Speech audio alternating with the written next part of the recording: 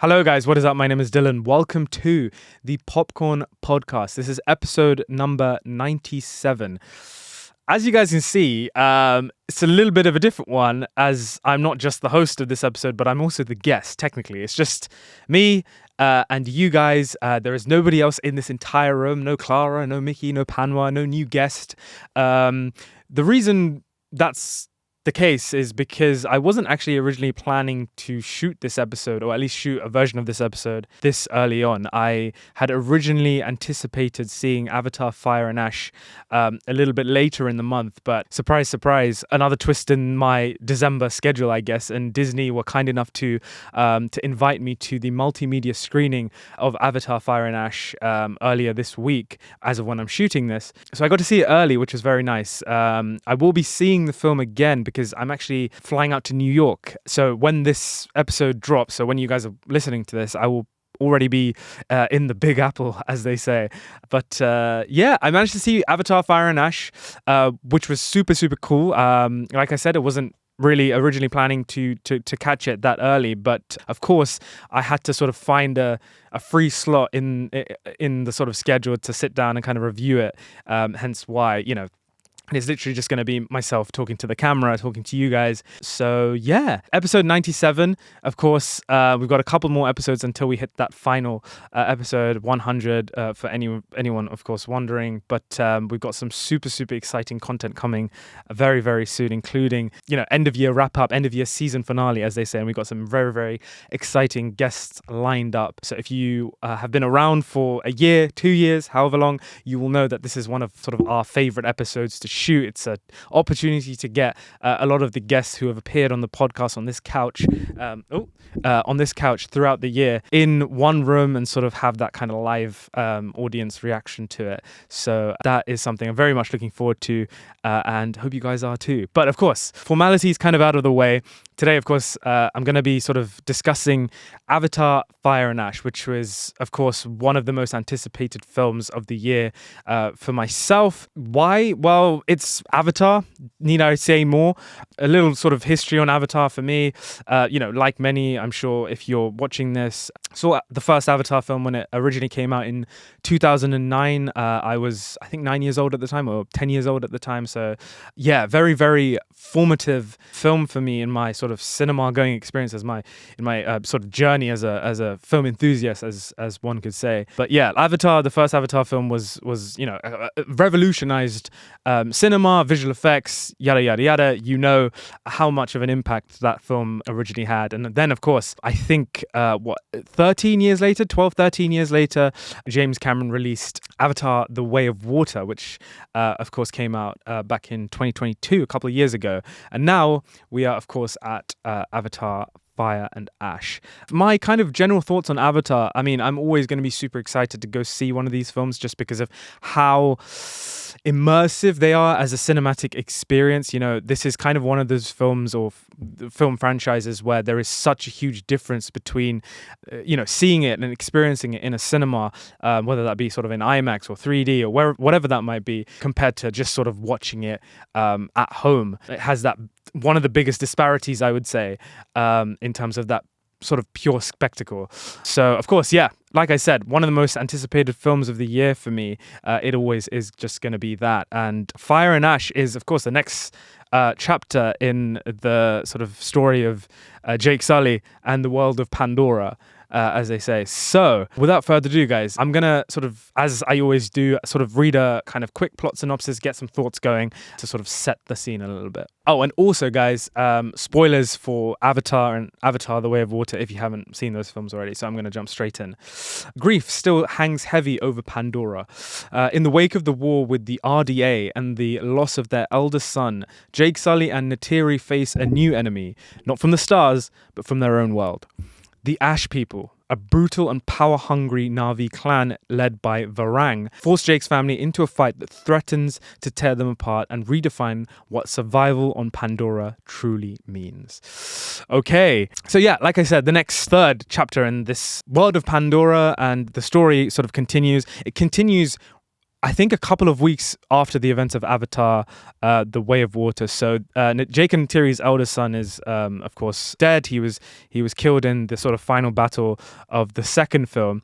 And that loss, I guess, is right where we pick up on this next chapter. And you can just see how much of a toll it's taken on this family, on Neytiri especially, Loak, who is now the eldest son in the family. The film is actually narrated by him. And, the first sort of opening scene is this kind of dream sequence that he has where he is essentially flying the Ikrans, the banshees, with his brother. And it's a very sort of familiar callback to that first time we see Jake and Neytiri fly their Ikrans in the first film. Very, very similar shots of them kind of gliding down the kind of mountain scope there as well. So that took me back to that first film quite instantly. But of course, gosh, where to begin with this film?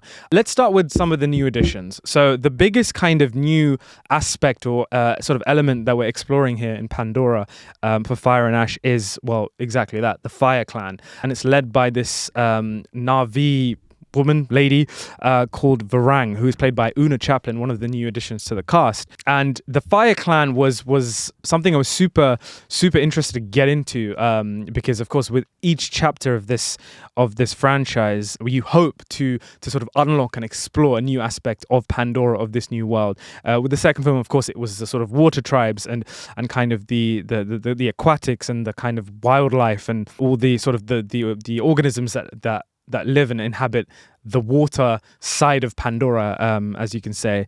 But one thing I actually really appreciated was it doesn't feel like this franchise sort of just almost hits the checkpoints with the different elements. The water tribes, the kind of inclusion of that world of water, I guess you could say, is still very much a driving force in this film. It's not something that, they just checked off in the second film and now they're just sort of moving on to the kind of next tribe, the next element. They very much build on what the previous film does, and I did really appreciate that. So the Fire Tribe here, led by Varang, super cool character here, very kind of sinister. You're exploring kind of almost this kind of new cult-like sort of side to Pandora. The sort of stakes of this world have kind of been set up as the Na'vi versus the humans, and I do think that is kind of the umbrella of conflict, if you could say, of these stories. But this one is a little different because it does actually explore more about the Na'vi and their sort of conflicting ideologies, especially with this new Fire Tribe. I think Una Chaplin is fantastic here. I remember seeing her in Game of Thrones. Of course, that's, I think, what she's most known for, or at least how I know her from the first sort of couple seasons, no spoilers. And here she plays Varang, which is the newest addition here. Everything about this character is really striking, from the kind of design to sort of just how kind of expressive her sort of facial reactions are, how she's constantly studying these characters, whether that be sort of Jake's family, Neytiri. I know the two of them kind of have this rivalry when a lot of those action sequences happen, almost like the two sort of big kind of female characters in these films sort of face off against each other. Speaking of Neytiri, she's kind of left a little immobilized after one of the attacks from the Fire Tribes quite early on. So she's kind of left a bit immobilized for the majority of the film. She's in a lot of pain, but she's, trying to get back to her family. The family have kind of scattered. They've been, chased and hunted by not just Quaritch, but this new Fire Tribe who Quaritch essentially infiltrates and basically kind of becomes romantically involved with, which was interesting. I think, like I said, I did think this new edition of the Fire Tribe was very cool, and I was very interested to see. I will say I was a little underwhelmed overall with this Fire Tribe. I do feel like one of the biggest drawbacks, or one of the biggest flaws, or sort of my gripes with this film is I don't feel like we explored the Fire Tribe that much, or at least nowhere near to the level of depth or detail as we did with the water tribes in The Way of Water.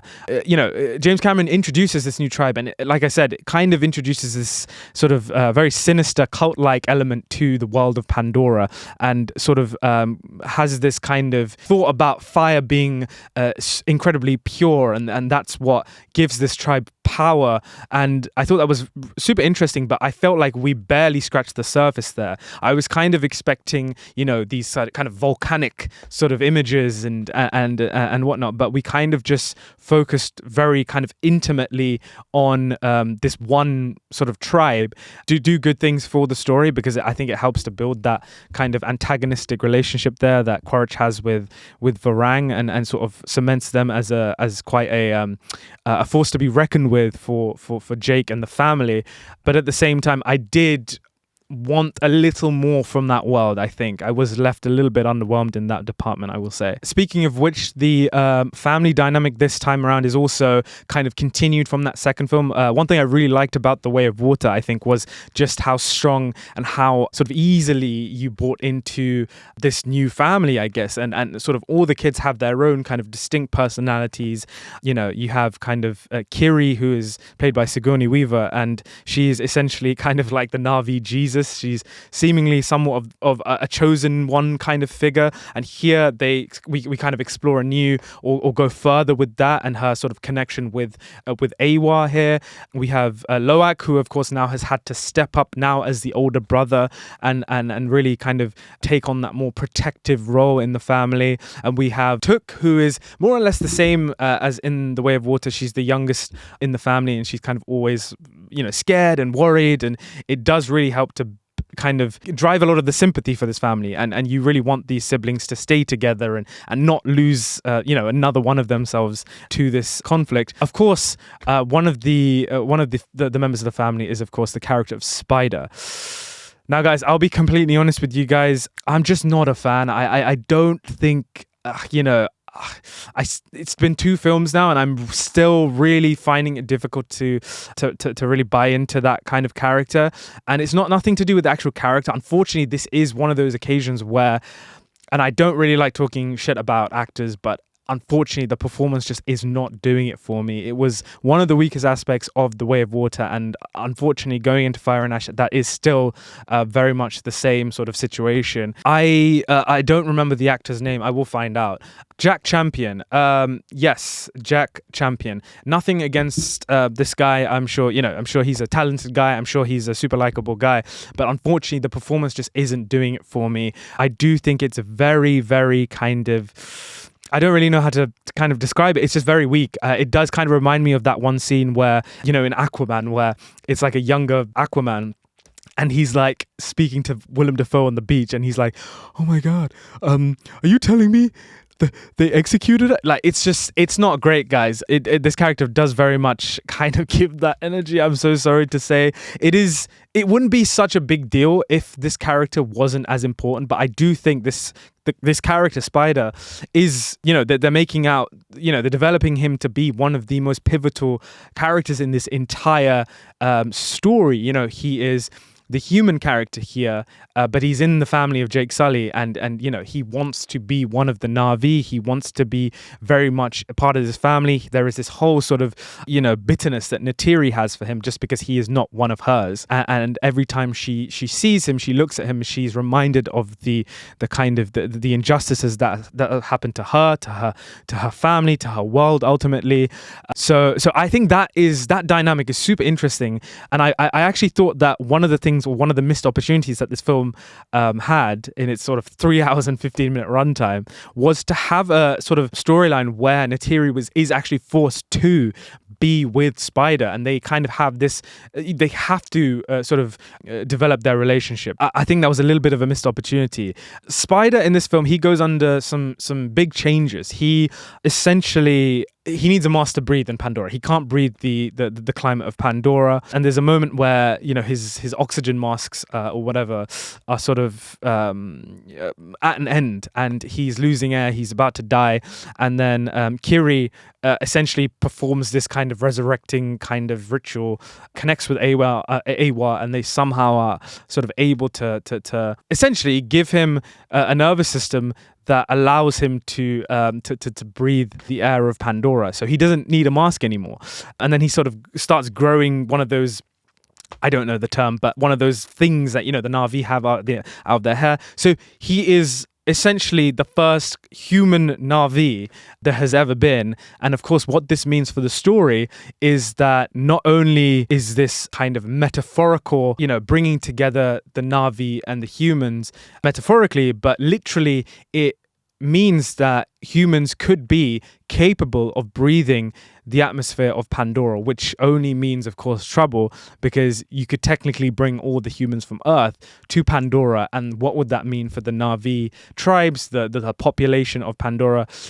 It's not looking good. So there's a moment actually where Jake has this realization and he essentially makes a decision or tries to go ahead with something very, very drastic, and he tries to basically kill Spider. And I thought this was, a super dramatic scene. And you could see that I think everything was there in front of me, and there's nothing wrong with the direction or anything like that. The scene very much made sense to me, but again, just going back to that performance, I was just completely taken out of it by Spider. I just feel like he did not bring the level of kind of emotional turmoil that one would need to in that moment, So unfortunately, this is one of my biggest problems with this franchise. Unfortunately, not to pinpoint just one person or one actor, but it's just not doing it for me, guys. I really hope it improves for the next one, but I just don't know how much hope I have for this, because now we've been with this character for essentially 2 humongous films, and